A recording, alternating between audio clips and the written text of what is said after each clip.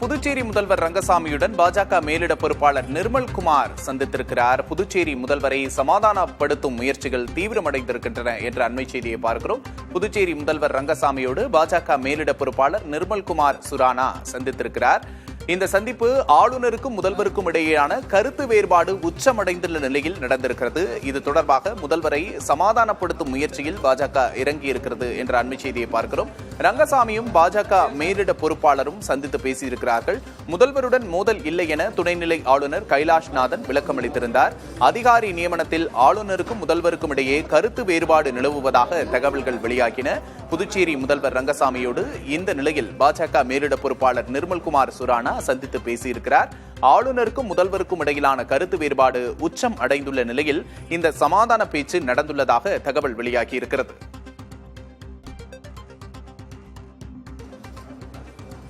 கூடுதல் விவரங்களை செய்தியாளர் ஸ்ரீதரிடம் கேட்டு பெறலாம். ஸ்ரீதர், புதுச்சேரியில ஆளுநருக்கும் முதல்வருக்கும் இடையிலான மோதல் அப்படிங்கிறது உச்சத்தை அடைந்திருக்கிறதா தகவல் வெளியாகி இருக்கிறது. இப்போ பாஜக மேலிடத்திலிருந்து முதல்வர் கிட்ட பேசுறாங்க அப்படிங்கிற அண்மை செய்தியும் பார்க்கிறோம்.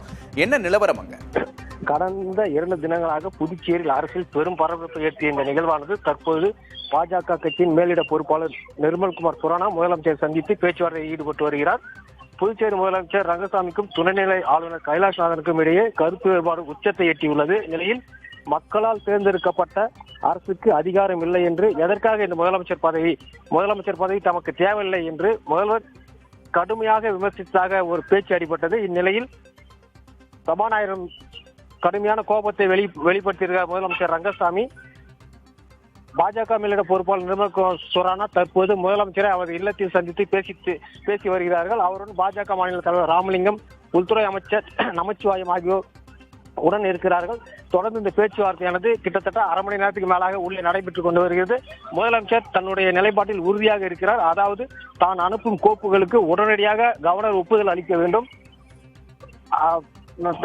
இதனால் மக்கள் நல திட்டங்கள் பாதிக்கப்படுவதாகவும் பல்வேறு பிரச்சனைகளை நாம் சந்திக்க இருப்பதாகவும் இதே போல் செயல்பட்டால் 2026 சட்டமன்ற தேர்தலில் தமக்கு பெரிய பின்னடைவு ஏற்படும் என்பதால் தன்னுடைய கோப்புகளுக்கு கவர்னர் எந்தவித இதுவும் தெரிவிக்காமல் உடனடியாக ஒப்புதல் அளித்தால் மட்டுமே தன்னால் இந்த கூட்டணியில் தொடர முடியும் என்று தற்போது பேசிக் கொண்டிருப்பதாக தகவல் வெளியாகியுள்ளது.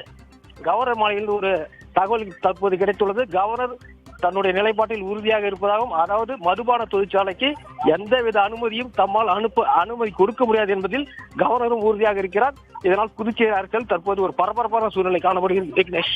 நிச்சயமாக ஸ்ரீதர், புதுச்சேரியில் எப்போதுமே ஆளுநருக்கும் முதல்வருக்கும் இடையிலான மோதல் போக்கு தொடர்ந்து வருகிறது. தற்போது பாஜக கூட்டணி அரசு அங்கு இருக்கும் போதும் கூட இந்த மோதல் தொடர்கிறது அப்படிங்கிறத பார்க்கிறோம். கூடுதல் விவரங்களுக்கு நன்றி.